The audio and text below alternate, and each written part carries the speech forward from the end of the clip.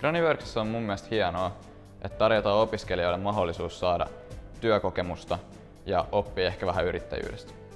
Graniworks on mun mielestä hieno mahdollisuus nuorille oppia yrityselämää ja muutenkin saada uusia kontakteja yrityselämää varten.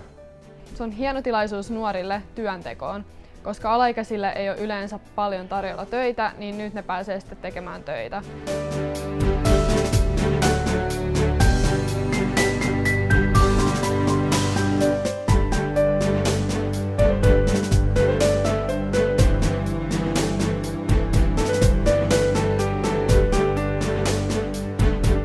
Graniworks on opiskelijoiden pyörittämä osuuskunta, joka on voittoa tavoittelematon yritys.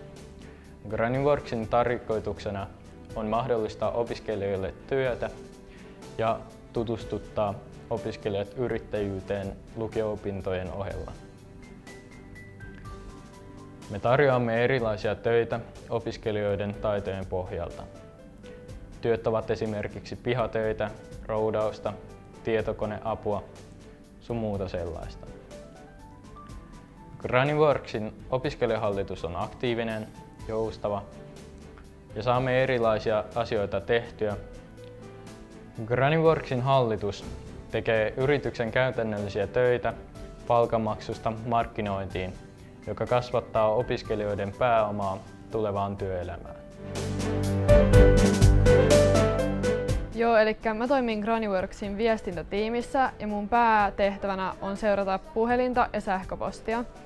Ja me hoidetaan sisäistä ja ulkoista viestintää, että kaikilla on tieto siitä, mitä tulevia töitä on ja milloin niitä on.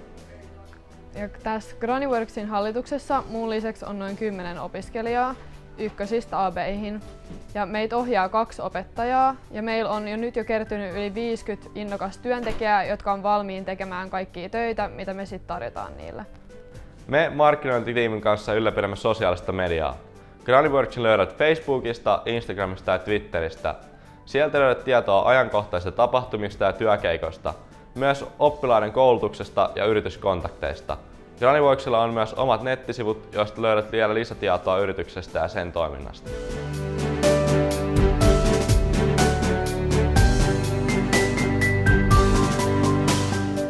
Meillä Graniworksissa toimii myös muutamasta opiskelijahallituksen jäsenestä koostuva taloushallinnon tiimi, ja me varmistamme, että laskut lasketetaan ja työntekijöille maksetaan palkka heidän tekemästään työstä.